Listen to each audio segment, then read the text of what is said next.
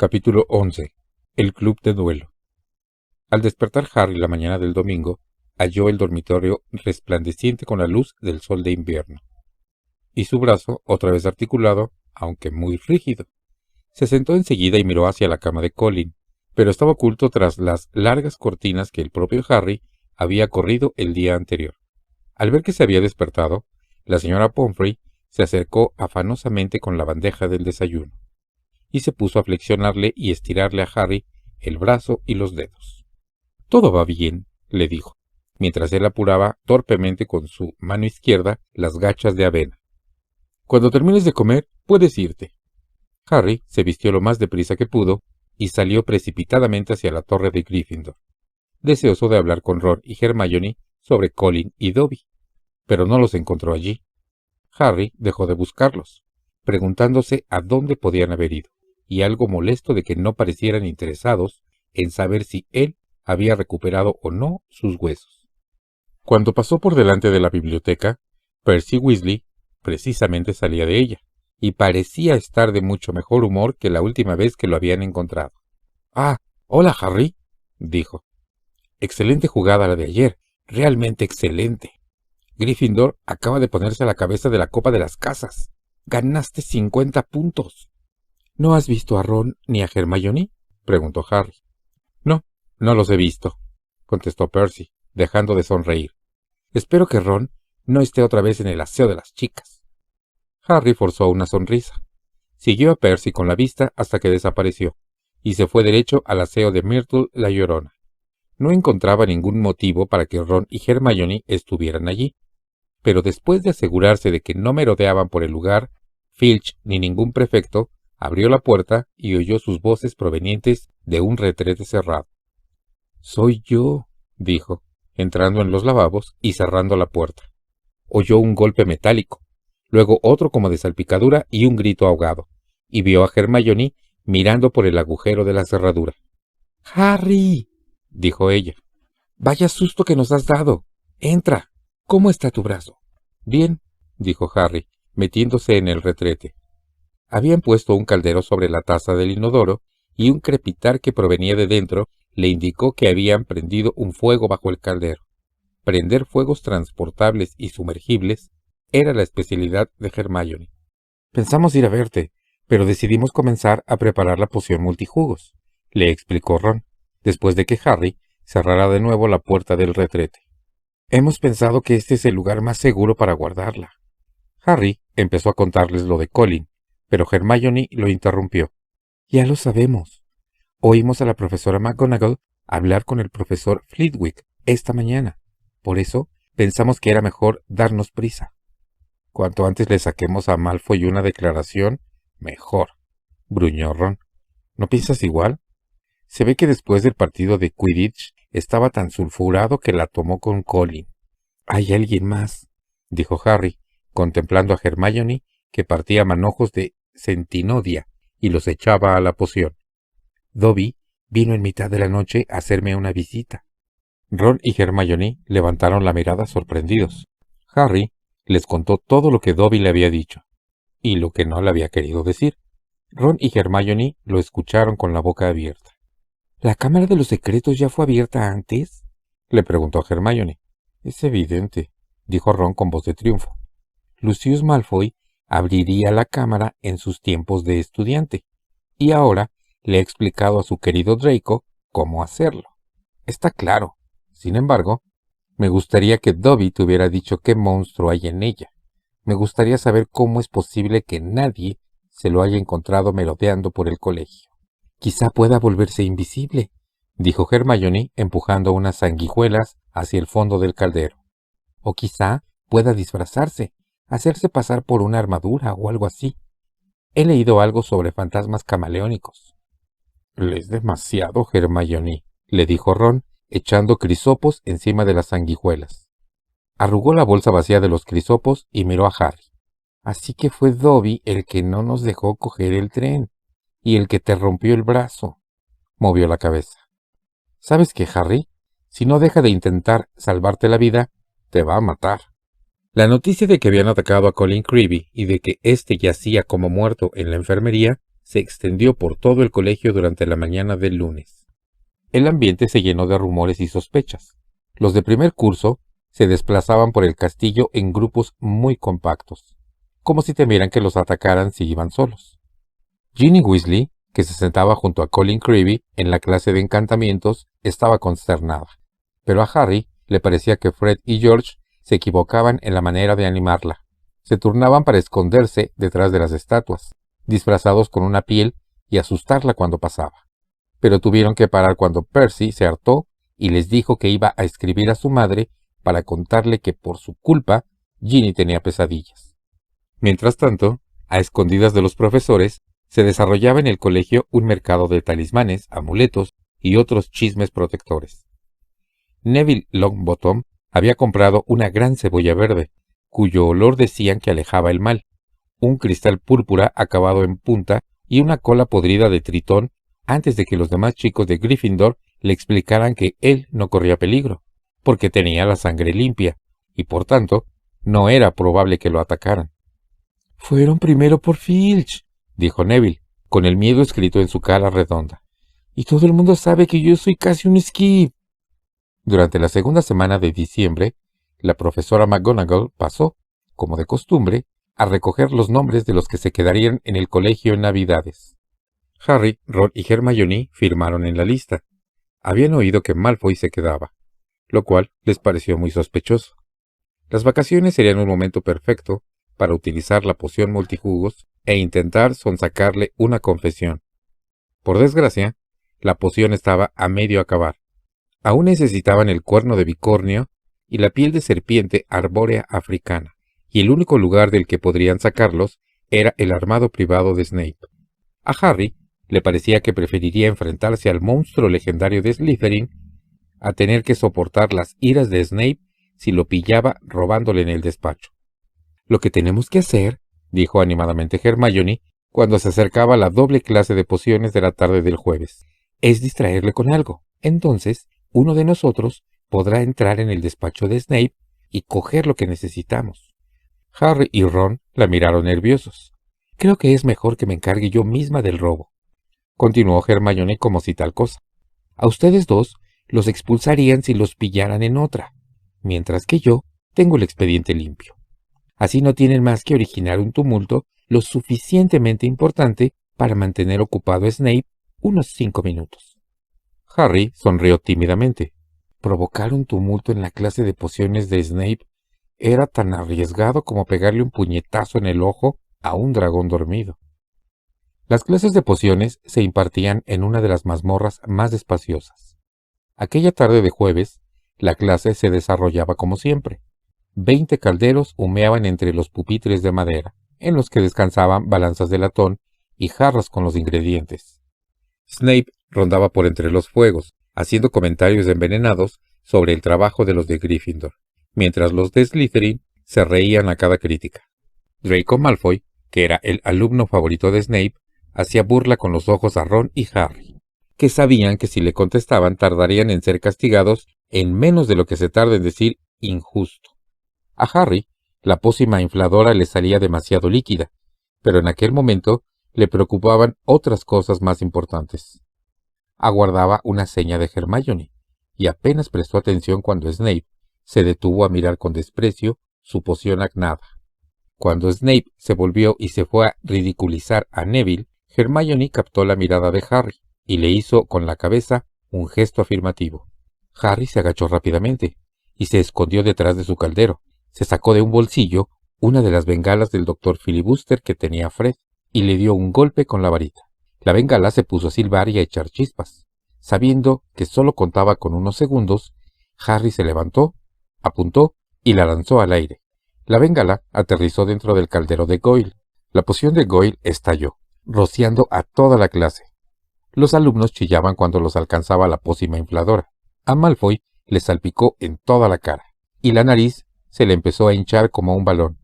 Goyle andaba a ciegas tapándose los ojos con las manos, que se le pusieron del tamaño de platos soperos, mientras Snape trataba de restablecer la calma y de entender qué había sucedido. Harry vio a Hermione aprovechar la confusión para salir discretamente por la puerta. «¡Silencio! ¡Silencio!», gritaba Snape. «Los que hayan sido salpicados por la poción, que vengan aquí para ser curados. Y cuando averigüe quién ha hecho esto...» Harry intentó contener la risa cuando vio a Malfoy apresurarse hacia la mesa del profesor, con la cabeza caída a causa del peso de la nariz, que había llegado a alcanzar el tamaño de un pequeño melón. Mientras la mitad de la clase se apiñaba en torno a la mesa de Snape, unos quejándose de sus brazos del tamaño de grandes garrotes, y otros sin poder hablar debido a la hinchazón de sus labios, Harry vio que Hermione volvía a entrar en la mazmorra, con un bulto debajo de la túnica. Cuando todo el mundo se hubo tomado un trago de antídoto y las diversas hinchazones remitieron, Snape se fue hasta el caldero de Goyle y extrajo los restos negros y retorcidos de la bengala. Se produjo un silencio repentino. «Si averiguo quién ha arrojado esto», susurró Snape, «me aseguraré de que lo expulsen». Harry puso una cara que esperaba que fuera de perplejidad. Snape lo miraba a él y la campana que sonó al cabo de 10 minutos no pudo ser mejor bienvenida. «¿Sabe que fui yo?», dijo Harry a Ron y Hermione mientras iban deprisa a los aseos de Myrtle la Llorona. «Podría jurarlo». Hermione echó al caldero los nuevos ingredientes y removió con brío. «Estará lista dentro de 2 semanas», dijo contenta. «Snape no tiene ninguna prueba de que haya sido tú», dijo Ron a Harry, tranquilizándolo. «¿Qué puede hacer? Conociendo a Snape, algo terrible», dijo Harry, mientras la poción levantaba borbotones y espuma. Una semana más tarde, Harry, Ron y Hermione cruzaban el vestíbulo cuando vieron a un puñado de gente que se agolpaba delante del tablón de anuncios para leer un pergamino que acababan de colgar. Seamus Finnegan y Dean Thomas les hacían señas, entusiasmados. «Van a abrir un club de duelo», dijo Seamus. «La primera sesión será esta noche. No me importaría recibir unas clases de duelo. Podrían ser útiles en estos días». «¿Por qué? ¿Acaso piensas que se va a batir el monstruo de Slytherin?», preguntó Ron. Pero lo cierto es que también él leía con interés el cartel. «Podría ser útil», les dijo a Harry y Hermione cuando se dirigían a cenar. «¿Vamos?». Harry y Hermione se mostraron completamente a favor, así que aquella noche, a las 8, se dirigieron deprisa al gran comedor. Las grandes mesas de comedor habían desaparecido, y adosada a lo largo de una de las paredes había una tarima dorada, iluminada por miles de velas que flotaban en el aire. El techo volvía a ser negro, y la mayor parte de los alumnos parecían haberse reunido debajo de él, portando sus varitas mágicas y aparentemente entusiasmados. «Me pregunto quién nos enseñará», dijo Hermione mientras se internaban en la alborotada multitud. «Alguien me ha dicho que Flitwick fue campeón de duelo cuando era joven. Quizás sea él. Con tal de que no sea...». Harry empezó una frase que terminó en un gemido. Gilderoy Lockhart se encaminaba a la tarima, resplandeciente en su túnica color ciruela oscuro, y lo acompañaba nada menos que Snape, con su usual túnica negra. Lockhart rogó silencio, con un gesto del brazo, y dijo: «Vengan aquí, acérquense. ¿Me ve todo el mundo? ¿Me oyen todos? Estupendo. El profesor Dumbledore me ha concedido permiso para abrir este modesto club de duelo, con la intención de prepararlos a todos ustedes por si algún día necesitan defenderse, tal como a mí me ha pasado en incontables ocasiones. Para más detalles, consulten mis obras. Permítanme que les presente a mi ayudante, el profesor Snape», dijo Lockhart con una amplia sonrisa. «Él dice que sabe un poquito sobre el arte de batirse, y ha accedido desinteresadamente a ayudarme en una pequeña demostración antes de empezar. Pero no quiero que se preocupen los más jóvenes. No se quedarán sin profesor de pociones después de esta demostración. No teman». «¿No estaría bien que se mataran el uno al otro?», susurró Ron a Harry al oído. En el labio superior de Snape se apreciaba una especie de mueca de desprecio. Harry se preguntaba por qué Lockhart continuaba sonriendo. Si Snape lo hubiera mirado como miraba a Lockhart, habría huido a todo correr en la dirección opuesta. Lockhart y Snape se encararon y se hicieron una reverencia, o, por lo menos, la hizo Lockhart, con mucha floritura de la mano, mientras Snape movía la cabeza de mal humor. Luego alzaron sus varitas mágicas frente a ellos, como si fueran espadas. «Como ven, Sostenemos nuestras varitas en la posición de combate convencional, explicó Lockhart a la silenciosa multitud. Cuando cuente 3, haremos nuestro primer embrujo. Pero claro está que ninguno de los dos tiene intención de matar. Yo no estaría tan seguro, susurró Harry, viendo a Snape enseñar los dientes. 1, 2 y 3. Ambos alzaron las varitas y las dirigieron a los hombros del contrincante. Snape gritó: ¡Expelliarmus! Resplandeció un destello de luz roja y Lockhart despegó en el aire. Voló hacia atrás, salió de la tarima, pegó contra el muro y cayó resbalando por él hasta quedar tendido en el suelo. Malfoy y algunos otros de Slytherin vitorearon. Hermione se puso de puntillas. ¿Creen que estará bien?, chilló por entre los dedos con que se tapaba la cara. ¿Quién le preocupa?, dijeron Harry y Ron al mismo tiempo. Lockhart se puso de pie con esfuerzo. Se le había caído el sombrero y su pelo ondulado se le había puesto de punta. Bueno, ya lo han visto, dijo tambaleándose al volver a la tarima. Eso ha sido un encantamiento de desarme. Como pueden ver, he perdido la varita. Ah, gracias, señorita Brown. Sí, profesor Snape, ha sido una excelente idea enseñarlo a los alumnos. Pero si no le importa que se lo diga, era muy evidente que iba a atacar de esa manera. Si hubiera querido impedírselo, me habría resultado muy fácil, pero pensé que sería instructivo dejarles que vieran. Snape parecía dispuesto a matarlo, y quizá Lockhart lo notara porque dijo: «Basta de demostración. Vamos a colocarlos por parejas. Profesor Snape, si es tan amable de ayudarme».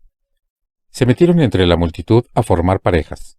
Lockhart puso a Neville con Justin Finch Fletcher, pero Snape llegó primero hasta donde estaban Ron y Harry. «Ya es hora de separar este equipo ideal, creo», dijo con expresión desdeñosa. «Weasley, puedes emparejarte con Finnegan. Potter». Harry se acercó automáticamente a Hermione. «Me parece que no», dijo Snape sonriendo con frialdad. «Señor Malfoy, aquí. Veamos qué puedes hacer con el famoso Potter. La señorita Granger que se ponga con Bulstrode». Malfoy se acercó pavoneándose y sonriendo. Detrás de él iba una chica de Slytherin que le recordó a Harry una foto que había visto en Vacaciones con las brujas. Era alta y robusta, y su poderosa mandíbula sobresalía agresivamente. Hermione la saludó con una débil sonrisa que la otra no le devolvió. «Pónganse frente a sus contrincantes», dijo Lockhart de nuevo sobre la tarima, «y hagan una inclinación». Harry y Malfoy apenas bajaron la cabeza, mirándose fijamente. «¿Varitas listas?», gritó Lockhart. «Cuando cuente hasta 3, ejecuten sus hechizos para desarmar al oponente. Solo para desarmarlo. No queremos que haya ningún accidente. 1, 2 y 3. Harry apuntó la varita hacia los hombros de Malfoy, pero este ya había empezado a la de 2. Su conjuro le hizo el mismo efecto que si le hubieran golpeado en la cabeza con una sartén. Harry se tambaleó, pero aguantó, y sin perder tiempo, dirigió contra Malfoy su varita diciendo: «Rictus Sempra». Un chorro de luz plateada alcanzó a Malfoy en el estómago, y el chico se retorció, respirando con dificultad.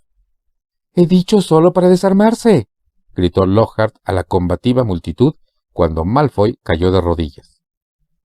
Harry lo había atacado con un encantamiento de cosquillas, y apenas se podía mover de la risa. Harry no volvió a atacar, porque le parecía que no era deportivo hacerle a Malfoy más encantamientos mientras estaba en el suelo. Pero fue un error. Tomando aire, Malfoy apuntó la varita a las rodillas de Harry y dijo con voz ahogada: «¡Tarantallegra!». Un segundo después, a Harry las piernas se le empezaron a mover a saltos, fuera de control, como si bailaran un baile velocísimo. «¡Alto! ¡Alto!», gritó Lockhart, pero Snape se hizo cargo de la situación. «Finite incantatem», gritó. Los pies de Harry dejaron de bailar. Malfoy dejó de reír, y ambos pudieron levantar la vista. Una niebla de humo verdoso se cernía sobre la sala. Tanto Neville como Justin estaban tendidos en el suelo, jadeando. Ron sostenía a Seamus, que estaba lívido, y le pedía disculpas por los efectos de su varita rota. Pero Hermione y Millicent Bulstrode no se habían detenido. Millicent tenía a Hermione agarrada del cuello y la hacía gemir de dolor. Las varitas de las dos estaban en el suelo. Harry se acercó de un salto y apartó a Millicent. Fue difícil, porque era mucho más robusta que él. «Muchachos, muchachos», decía Lockhart, pasando por entre los estudiantes, examinando las consecuencias de los duelos. «Levántate, Macmillan. Con cuidado, señorita Fawcett. Pellízcalo con fuerza, Booth, y dejará de sangrar enseguida. Creo que será mejor que les enseñe a interceptar los hechizos indeseados», dijo Lockhart, que se había quedado quieto, con aire azorado, en medio del comedor. Miró a Snape, y al ver que le brillaban los ojos, apartó la vista de inmediato. «Necesito un par de voluntarios. Longbottom, Finch, Fletchley. ¿Qué tal ustedes?» «Mala idea, profesor Lockhart», dijo Snape, deslizándose como un murciélago grande y malévolo. «Longbottom provoca catástrofes con los hechizos más simples. Tendríamos que enviar a Finch Fletchley a la enfermería en una caja de cerillas». La cara sonrosada de Neville se puso de un rosa aún más intenso. «¿Qué tal si Malfoy y Potter?», dijo Snape con una sonrisa malvada. «Excelente idea», dijo Lockhart, haciéndoles un gesto para que se acercaran al centro del salón, al mismo tiempo que la multitud se apartaba para dejarles sitio. «Vamos, Harry», dijo Lockhart. «Cuando Draco te apunte con la varita, tienes que hacer esto». Levantó la varita, intentó un complicado movimiento y se le cayó al suelo. Snape sonrió y Lockhart se apresuró a recogerla, diciendo: «Vaya, mi varita está un poco nerviosa».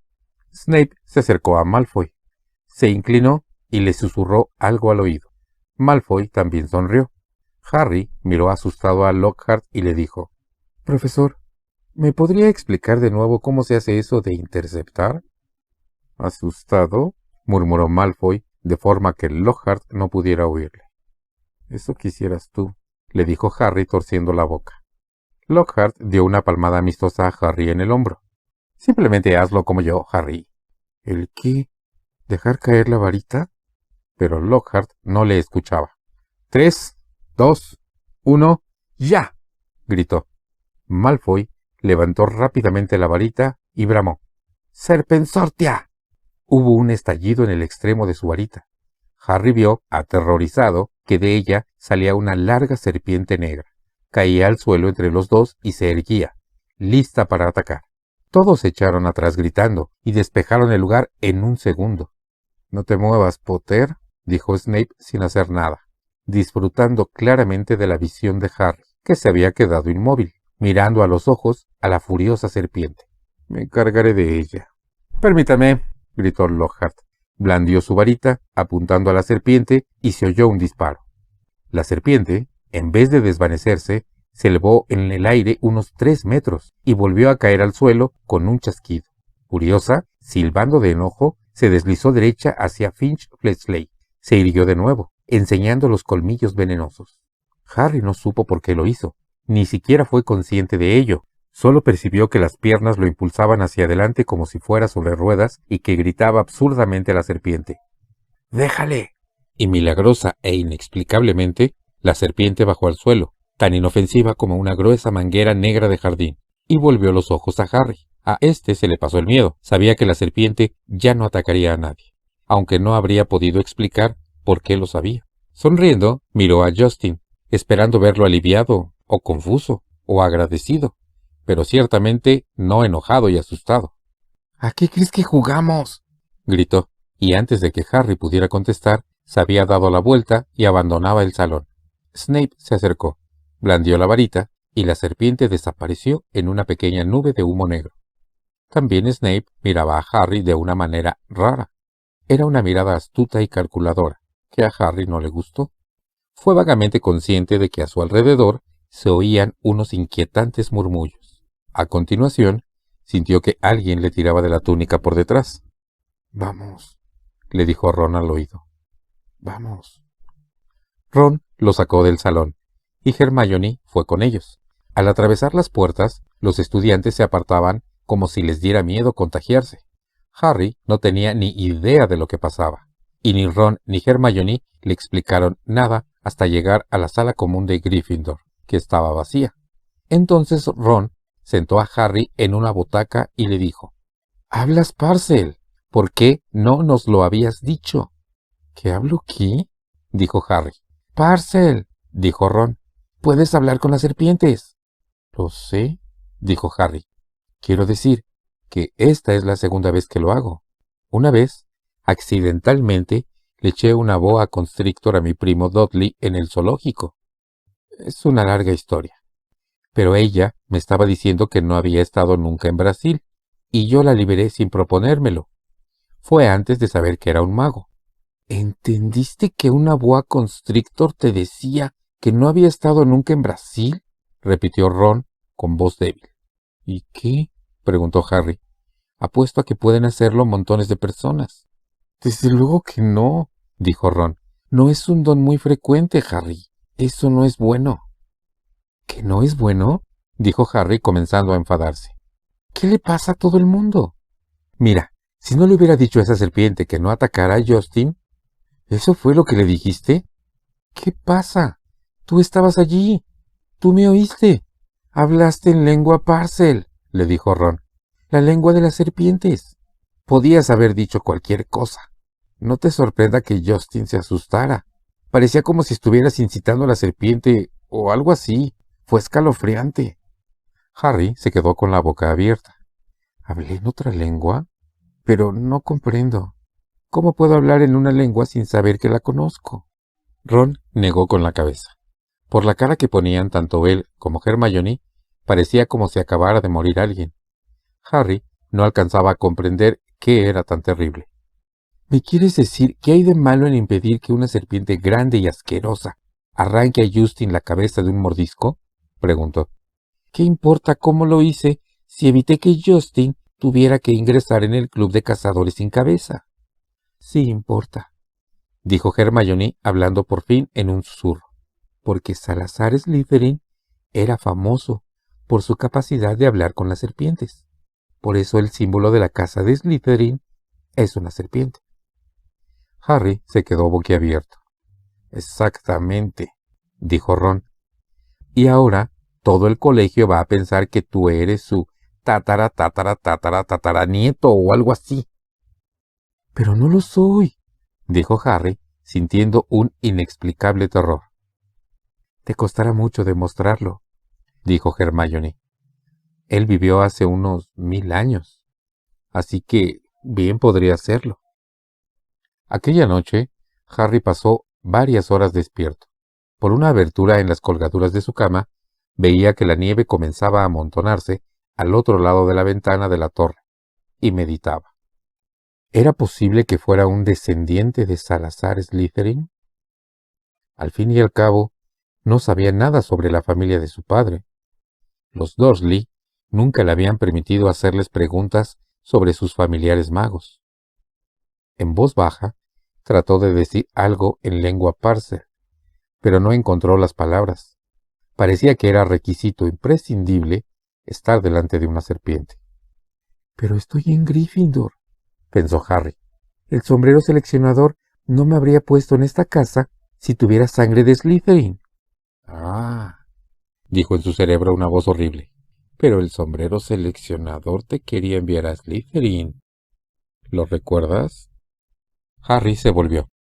Al día siguiente vería a Justin en clase de herbología, y le explicaría que le había pedido a la serpiente que se apartara de él, no que lo atacara. Algo, pensó enfadado, dando puñetazos a la almohada, de lo que cualquier idiota se habría dado cuenta. A la mañana siguiente, sin embargo, la nevada que había comenzado a caer por la noche se había transformado en una tormenta de nieve tan recia que se suspendió la última clase de herbología del trimestre. La profesora Sprout quiso tapar las mandrágoras con pañuelos y calcetines, una operación delicada que no habría confiado a nadie más, puesto que el crecimiento de las mandrágoras se había convertido en algo tan importante para revivir a la señora Norris y a Colin Creevy. Harry le daba vueltas a aquello, sentado junto a la chimenea, en la sala común de Gryffindor, mientras Ron y Hermione aprovechaban el hueco dejado por la clase de herbología para echar una partida de ajedrez mágico. «¡Por Dios, Harry!», dijo Hermione exasperada, mientras uno de los alfiles de Ron tiraba al suelo al caballero de uno de sus caballos y lo sacaba a rastras del tablero. «Si es tan importante para ti, ve a buscar a Justin». De forma que Harry se levantó y salió por el retrato, preguntándose dónde estaría Justin.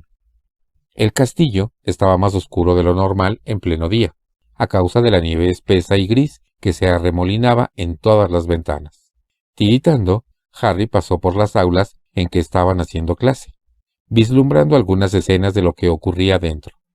La profesora McGonagall gritaba a un alumno que, a juzgar por lo que se oía, había convertido a su compañero en un tejón.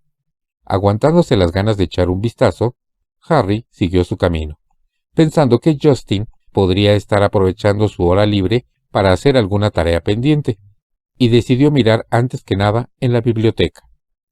Efectivamente, algunos de los Hufflepuff que tenían clase de herbología estaban en la parte de atrás de la biblioteca, pero no parecía que estudiaran. Entre las largas filas de estantes, Harry podía verlos con las cabezas casi pegadas unos a otros, en lo que parecía una absorbente conversación. No podía distinguir si entre ellos se encontraba Justin. Se les estaba acercando cuando consiguió entender algo de lo que decían, y se detuvo a escuchar, oculto tras la sección de invisibilidad. «Así que», decía un muchacho corpulento, «le dije a Justin que se ocultara en nuestro dormitorio. Quiero decir que si Potter lo ha señalado como su próxima víctima, es mejor que se deje ver poco durante una temporada».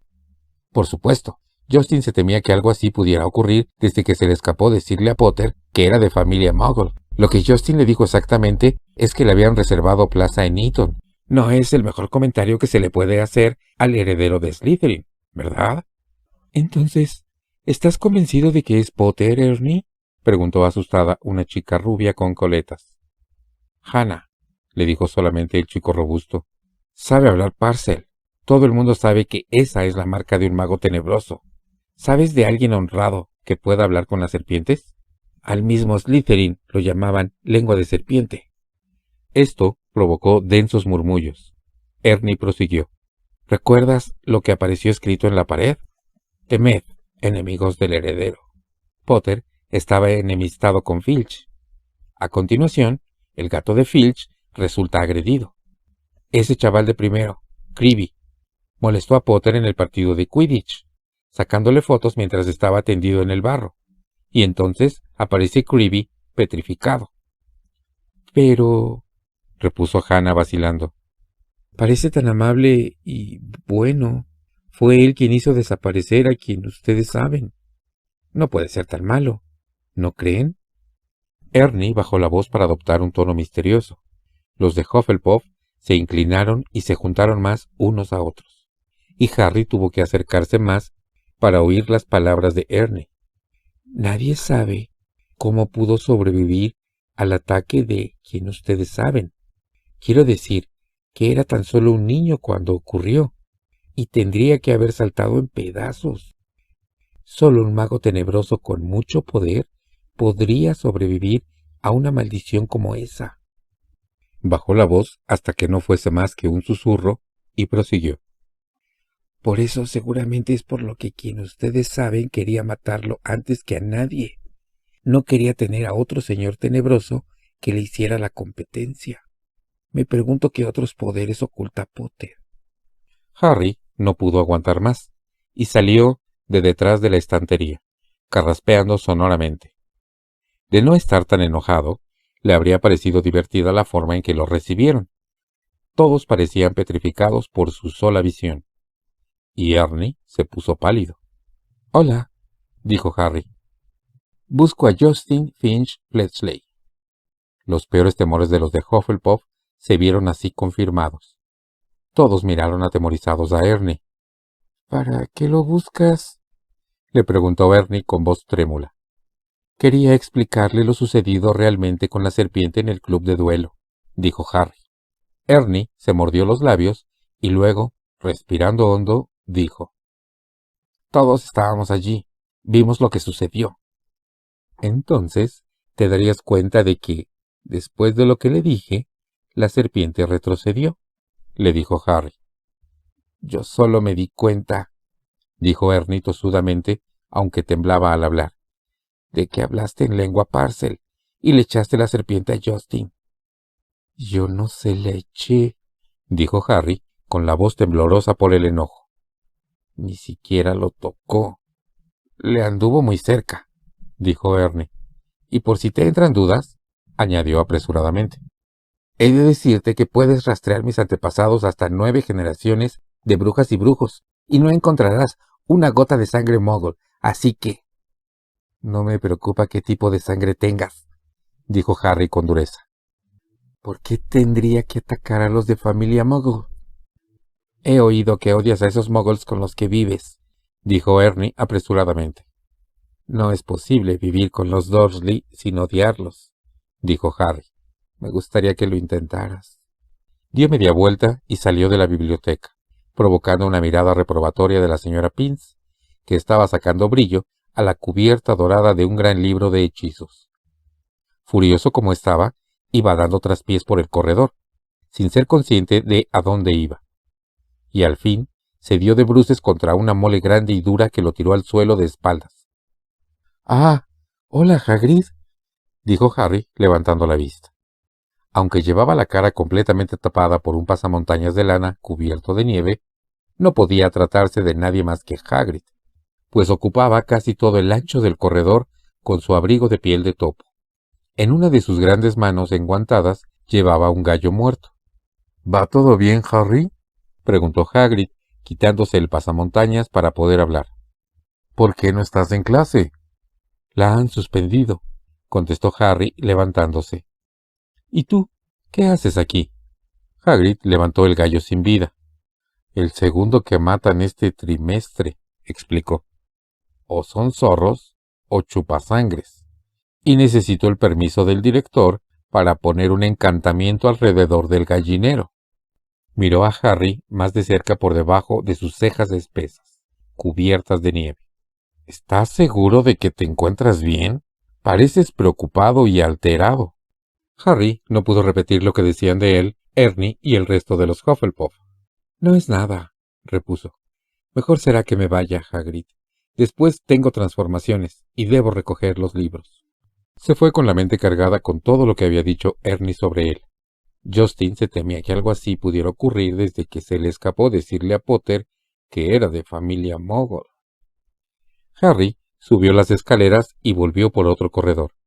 Estaba mucho más oscuro, porque el viento fuerte y helado, que penetraba por el cristal flojo de una ventana, había apagado las antorchas.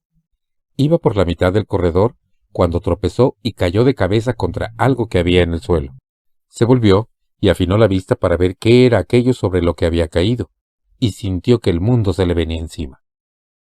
Sobre el suelo, rígido y frío, con una mirada de horror en el rostro y los ojos en blanco vueltos hacia el techo, yacía Justin Finch Fletchley. Y eso no era todo. A su lado había otra figura, componiendo la visión más extraña que Harry hubiera contemplado nunca. Se trataba de Nick casi decapitado, que no era ya transparente ni de color blanco perlado, sino negro y neblinoso, y flotaba inmóvil, en posición horizontal, a un palmo del suelo. La cabeza estaba medio colgando, y en la cara tenía una expresión de horror idéntica a la de Justin. Harry se puso de pie, con la respiración acelerada y el corazón ejecutando contra sus costillas lo que parecía un redoble de tambor. Miró enloquecido arriba y abajo del corredor desierto. Vio una hilera de arañas huyendo de los cuerpos a todo correr. Lo único que se oía eran las voces amortiguadas de los profesores que daban clase a ambos lados. Podía salir corriendo y nadie se enteraría de que había estado allí, pero no podía dejarlos de aquella manera. Tenía que hacer algo por ellos. ¿Habría alguien que creyera que él no había tenido nada que ver? Aún estaba allí, aterrorizado, cuando se abrió de golpe la puerta que tenía a su derecha. Pips, el poltergeist, surgió de ella a toda velocidad. —¡Vaya! ¡Si es Potter! ¡Pipí en el pote! —cacareó Pips, ladeándole las gafas de un golpe al pasar a su lado dando saltos. —¿Qué trama, Potter? ¿Por qué acecha? Pips Se detuvo a media voltereta. Boca abajo, vio a Justin y Nick casi decapitado. Cayó de pie, llenó los pulmones y, antes de que Harry pudiera impedirlo, gritó: ¡Agresión! ¡Agresión! ¡Otra agresión! Ningún mortal ni fantasma está a salvo. ¡Sálvese quien pueda! ¡Agresión! ¡Pataplum! ¡Patapán! ¡Pataplum! Una puerta tras otra se fueron abriendo, todas las que había en el corredor, y la gente empezó a salir. Durante varios minutos hubo tal jaleo que por poco no aplastan a Justin y atraviesan el cuerpo de Nick casi decapitado. Los alumnos acorralaron a Harry contra la pared hasta que los profesores pidieron calma. La profesora McGonagall llegó corriendo, seguida por sus alumnos, uno de los cuales aún tenía el pelo a rayas blancas y negras. La profesora utilizó la varita mágica para provocar una sonora explosión que restaurase el silencio, y ordenó a todos que volvieran a las aulas. Cuando el lugar se hubo despejado un poco, llegó corriendo Ernie, el de Hufflepuff. ¡Te han cogido con las manos en la masa!, gritó Ernie, con la cara completamente blanca, señalando con el dedo a Harry. «Ya vale, Macmillan», dijo con severidad la profesora McGonagall.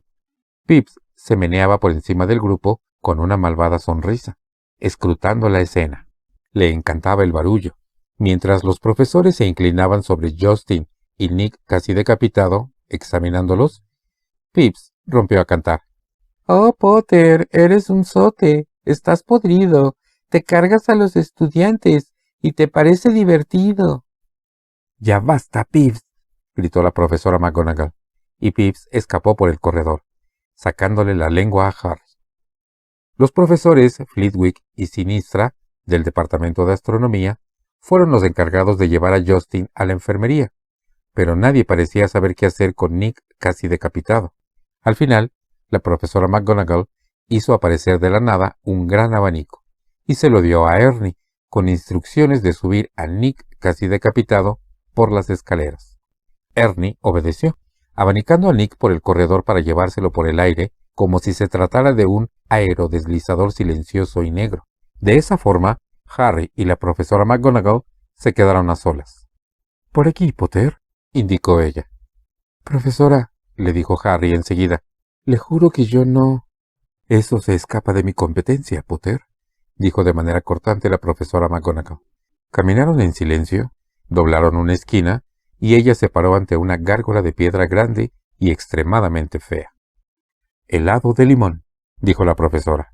Se trataba, evidentemente, de una contraseña, porque de repente la gárgola revivió y se hizo a un lado, al tiempo que la pared que había detrás se abría en dos.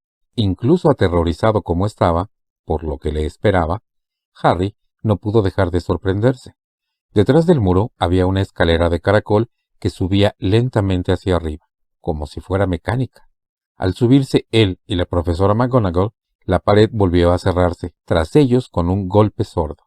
Subieron más y más, dando vueltas, hasta que al fin, ligeramente mareado, Harry vio ante él una reluciente puerta de roble, con una aldaba de bronce en forma de grifo, el animal mitológico con cuerpo de león y cabeza de águila. Entonces supo a dónde lo llevaba. Aquello debía de ser la vivienda de Dumbledore.